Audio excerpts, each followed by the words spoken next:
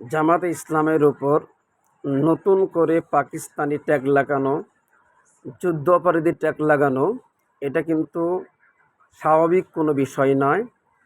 এটা হচ্ছে অত্যন্ত পরিকল্পিত এবং বড় ধরনের একটি ষড়যন্ত্রের প্রকাশ মাত্র। কারণ জামাত হচ্ছে ইসলামী দলের মধ্যে সবচেয়ে বড় দল। তারা যদি জামাতের উপর ট্যাগ লাগিয়ে জামাতকে দমন করতে পারে, তাহলে অন্যান্য দলকেও তারা দ্রুত দমন করতে সহজ হবে।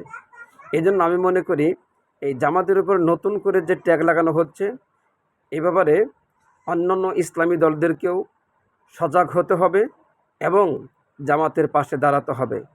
কারণ তারা মূলত তাদের টার্গেট জামাত ইসলাম নয়, বরং তাদের টার্গেট হচ্ছে ইসলামী শক্তিগুলো। যেহেতু জামাত সবচেয়ে বড় শক্তি, এ কারণে এটাকে দুর্বল করতে পারলে অন্যগুলো দুর্বল করা সহজ হবে।